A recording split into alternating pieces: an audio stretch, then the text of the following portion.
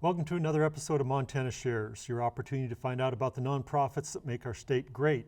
I'm your host, Bill Crane, and today I have Dianne from the Montana Quality Education Coalition, right? That's right. I got You got it. it. So let's start out with, I'm not even going to try the acronym. Let's go with, what does Montana Quality Education Coalition do? The acronym would be MQEC. MQEC, okay. Doesn't have quite as many syllables, but MQEC is an advocacy arm of the public education system. And yes, we are a nonprofit. And we represent the students, about 150,000 of them, who are K-12 students in the state of Montana. Okay. And how does preschool fit into that? Are we started with P through 12, or are we sticking with K through 12? At this point, we are K through 12, Okay. even though schools have always served preschool students in the 3 to 5-year-old range if they need special services, and that has always been part of the landscape. At this point, schools can offer preschool. They can admit students with special circumstances or exceptional circumstances, and that's a decision made by the local school board. Okay. So the work that you do basically is based on Montana's Constitution, is that correct? That is correct. Tell me about it. We live and breathe Article 10 of the Constitution, which deals with education. There are several things within the Constitution that we really focus on. Number one is that the educational system shall develop the full educational potential of each person in the state. The second thing is that the state or the legislature shall provide a free, quality, basic elementary and secondary school system. You have a lot of qualitative terms in there, it sounds like. So let's talk about the full potential.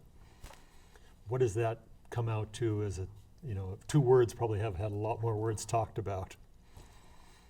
That's a very good point, and you're exactly right. It's interesting, just to digress for a moment, but the Constitutional Convention of 1972 discussed all of these in great detail, and we have transcripts of those, so we can go back and see what those discussions were, and it is very interesting. Okay. But when we talk about the educational potential of each person, we are looking to meet the individual where he or she is, and to take whatever abilities they have and make sure that they use them to their fullest potential. Okay. You use the term person instead of student. There's probably some subtlety there. The subtlety is that they're not just restricting this to what we typically think of as K-12 students. They say the educational potential of each person. And part of that goes on to our higher education systems. It also goes back to the local school district who provides adult education and courses that way for the local community. Okay.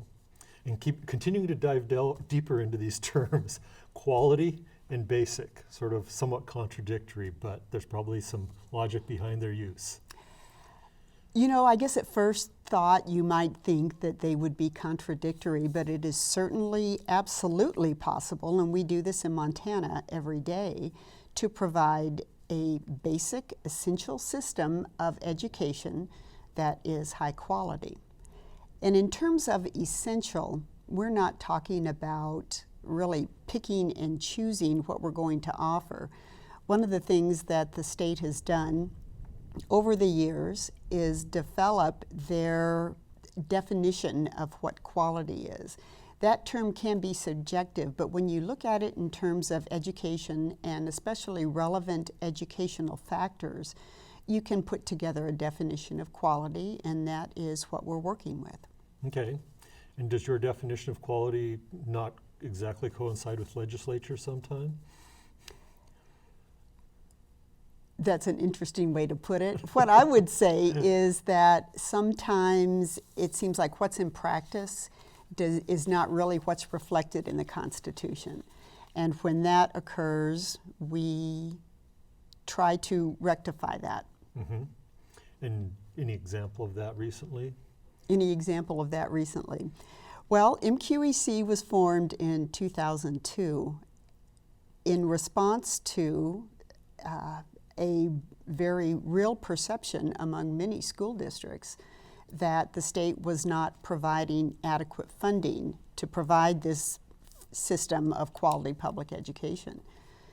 And a lawsuit was initiated in 2004. It was finally settled. I'm sorry, it was initiated in 2002. It was finally settled in 2005, appealed to the Supreme Court, who upheld that the state was not doing what it should be doing in terms of funding education. We ended up with a special session in December of 2005, and that is, the result of that is the legislature's definition of quality with those educationally relevant factors in there, and that has been what we're working with from that point on. Okay, a significant change. I mean, this went all the way to the Supreme Court, and it was ruled in favor of we need to be making some changes. That's correct. And are they being made on a timely schedule? Or have we improved the quality of education in Montana? Yes. Okay. Without a doubt, we have. And I think I don't know if I mentioned this, we went to the Montana Supreme Court. This did not go. Okay. I just wanted to clarify. We actually have a case that we are involved with that is at the United States Supreme Court right now. Okay. So I wanted to clarify on that. But getting back to your question, yes, we have made great strides in terms of providing adequate funding for education and doing so in the context of educationally relevant factors. Okay. So let's kind of just stray from the technicalities.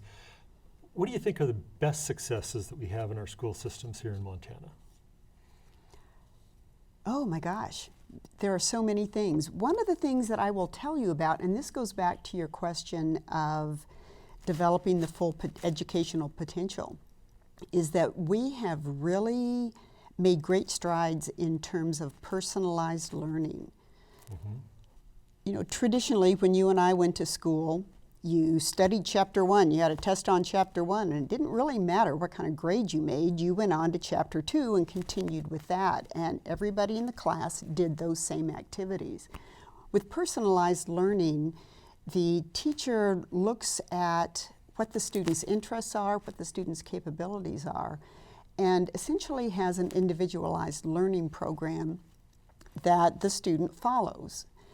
And this way, instead of taking students who maybe already know a lot of material through the same information, because that's where the rest of the class is, you pursue these things more at your own pace, even though you are certainly being guided by your instructor. Mm-hmm. And do you feel like technology has made a significant difference in that opportunity, or do you think it just needed to happen no matter what? Is that a weird question? Is that the right question? I know you're a geek. I know that. So you know technology is something you know about. Has it affected education a lot, I guess? It certainly has. I think that you look at the resources that students have today, they may have a paper textbook. They may not even use a textbook. In fact, some of the courses that I teach, I don't use a textbook. I pull in current materials every year and update those based on what's going on in current events. But students have the ability not only to gather a lot of information, but also to share that information and collaborate with people in a way that you and I didn't have when we were in school. Mm-hmm. And do you run into obstacles where people look at, well, what we did in school versus what's being done now? I think what comes to mind is teachers don't teach cursive in general, which means that signatures have become something of the past. And now lots of younger people, thumbprints, telephones, they don't even bank at a bank. And so how do you guys adapt to sort of that changing society? How do you always kind of keep up to date on that? I think that one of the most challenging things that people our age And our younger students, where they differ is that students, I'm not going to say that they can't focus for long periods of time, but they tend to do better with short pieces of information. Mm-hmm. And for us to sit down for 2 or 3 hours to research something and go down this rabbit hole or that rabbit hole, they may not be able to do that so well. So you still want to get the material presented, but you have to do it in smaller chunks. Mm-hmm. Okay. So kind of the flip side of what are we doing the best, in the state. We won't say the worst, but what areas do you think are the areas that we need to be focusing on making the most change to continue providing quality education in the future? Without a doubt, it is the ability to attract and retain quality educators in the state. Mm-hmm. That has been a problem in many disciplines, particularly special education. I think any student in Montana who graduates with a special education endorsement has opportunity anywhere that they'd like to go. But in our rural districts where they have a limited tax base, they have a small number of students, they don't have a lot of the amenities that larger cities do, Mm-hmm. they really struggle with getting teachers, qualified teachers, to fill those open positions. What's the solution to that going to be, do you think? There are several efforts that are working on that. The Montana University system has, Angela McLean is working with us in terms of a program on trying to build that up. Montana State has a rural education component, and they actually place student teachers in rural areas so that they can get an idea of what that is like and see if they would like that or not. What we're finding is that students who grew up in a rural area are the ones who are most likely to go back.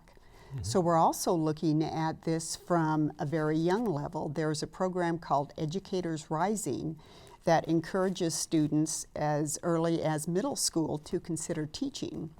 And so we have some dual enrollment courses, and we have other activities to see if we can capture their interest and then keep that pipeline going. Okay.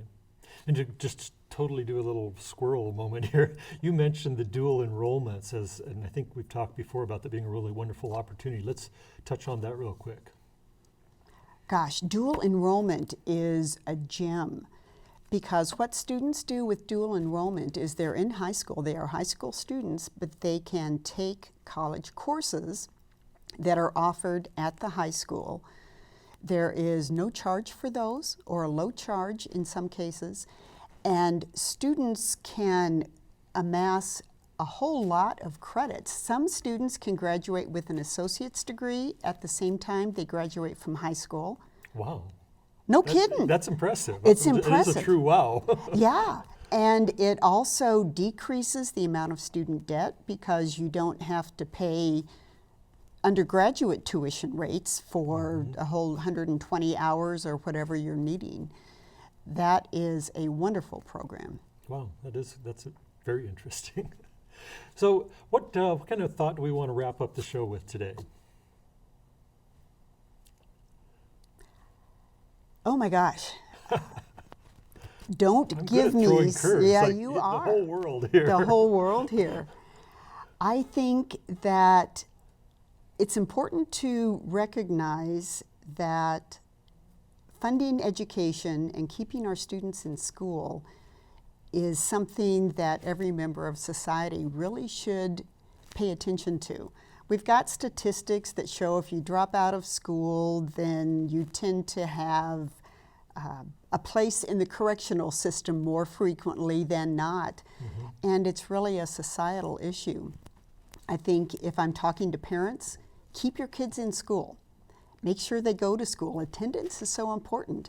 And then talk to your administrators about individualized learning. Talk to them about dual enrollment classes. Talk to them about CTE, career and technical education opportunities.